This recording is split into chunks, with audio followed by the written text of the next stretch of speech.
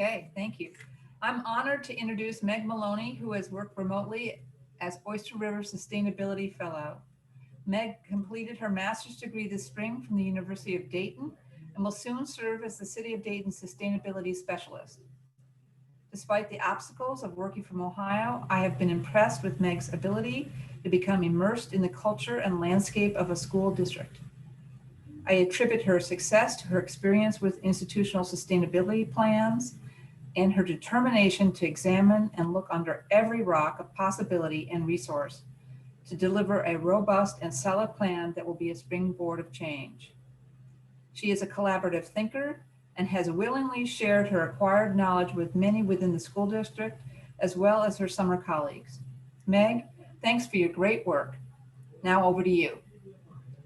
Yay. Thank you, Maggie. That was so sweet. And thank you everyone for joining me. So I'm going to be talking about the sustainability plan that I have developed for Oyster River Cooperative School District, which is in Durham, New Hampshire.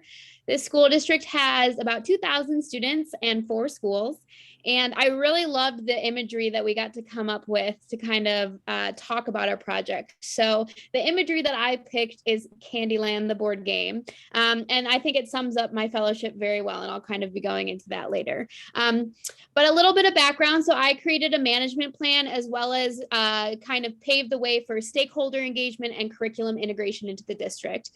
So my plan is just one of the little squares on this sustainability land journey with the end goal of hopefully the school district will reach carbon neutrality or achieve all of the sustainability goals that are in this plan.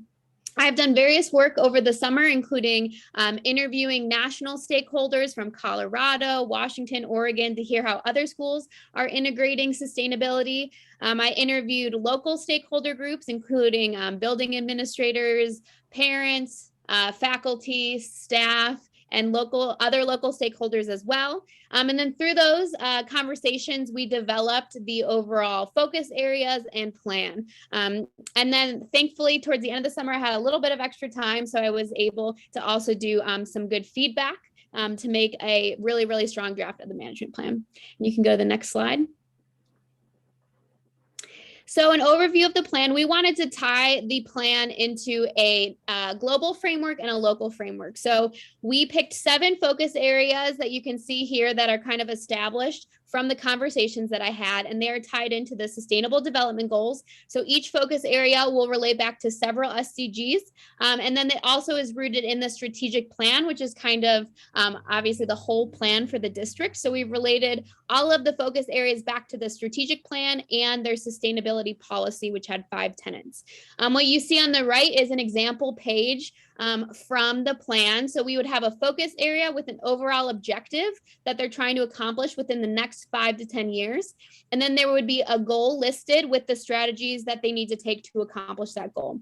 Again, this plan is really focused in the next 5 to 10-year time frame with a plan of revisiting every year to see which goals they have accomplished. And then in 5 to 10 years, they can kind of evaluate the whole plan and see if they need to write new goals and kind of go from there.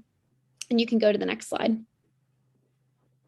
So like the Candyland game, there was a lot of kind of twists and turns and unique ways that I got to go to where I ended up being. So the plan has 75 strategies that they can accomplish in order to be more sustainable, but there was definitely a big learning curve for me. So the first one I call the swamp of viruses. These are true imagery from the Candyland game. I am Princess Lolly. I did crop my face over her. So as I was journeying along, we had to go through the swamp of viruses. So learning how to connect with people, because this was never my plan. This is the district's plan. So how can I get everybody's kind of input and feedback in there to ensure that this is reflecting their thoughts? So trying to work remote was an interesting challenge. That was kind of fun.